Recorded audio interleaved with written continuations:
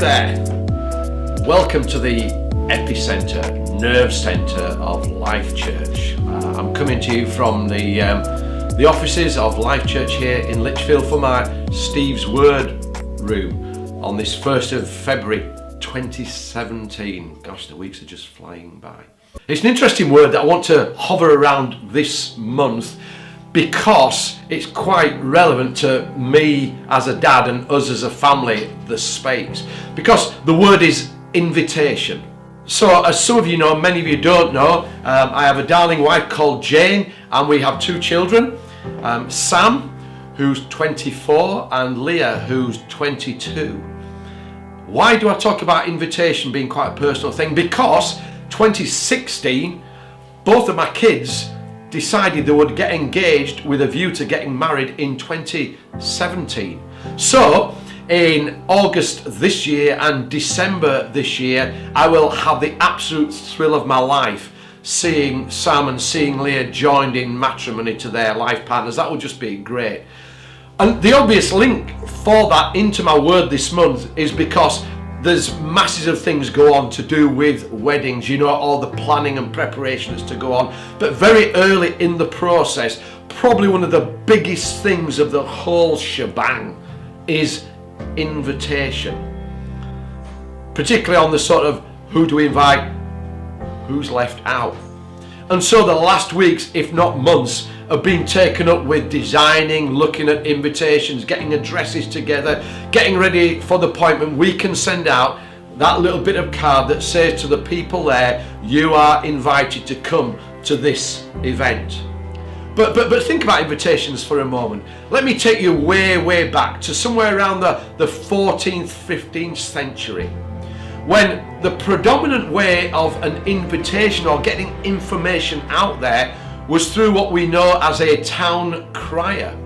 We still have one in Lichfield regularly, and not so long ago there was a competition at one of the weekend festivals where all the town criers from around the area came together, and there was a winner, the town crier of the year, and I think he was from Nuneaton.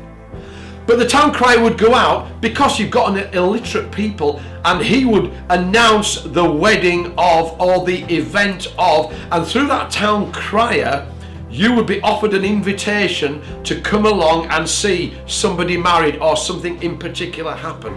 Of course, what changed all of that was the advent of the printing press, which suddenly meant then that you didn't have to have a guy in the middle of town shouting his head off, and if you were there, lucky you, if not, then sorry. But actually now you could have something printed, information could be on there, and it could be put in the hands of people, so whether they were there in the town square or not, they would receive an invitation. And then of course, as a result of that, newspapers came out, and they were a way to advertise, particularly initially for the gentry and the upper class, announce the engagement, the betrothal, the wedding of, and an invitation was offered through that means.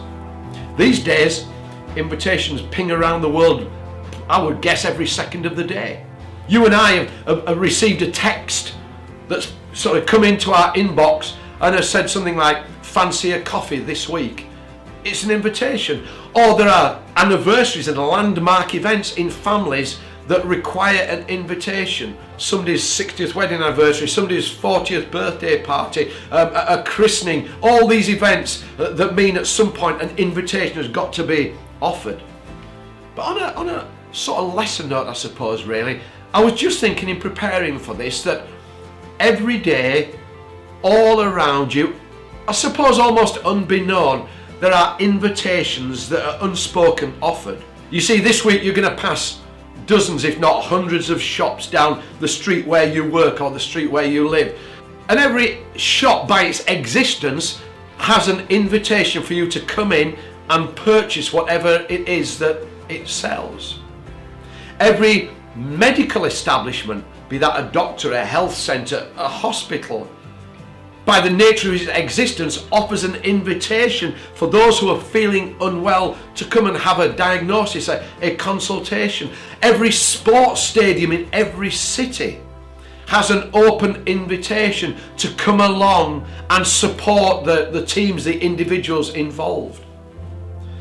So what's the most fascinating invitation you've ever had? Answers on a postcard.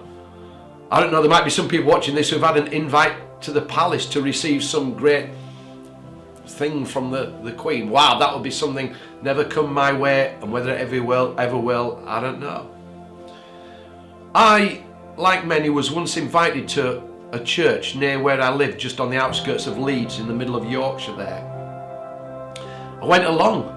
People invited me to hear and feel what they were about, not knowing when I first went that it would alter the direction of my life and ultimately be my long-term employer. But moved from church to Jesus because embedded, I believe, in every statement that Jesus made was and is an invitation. There's many that I haven't got time to quote to you, so I've picked 2 or 3. In the Sermon on the Mount, Jesus speaks to the crowds and he says this on a number of occasions: "You have heard it said, but I say to you." In other words, this is what you've been told. Now I'm asking you to challenge your thinking, to possibly rethink some of the things that are the foundation of your life. When he was building a team and gathering disciples, it's recorded in the Bible, "Come, follow me, and I will make you fishers of men." Both those are invitations to a growing crowd.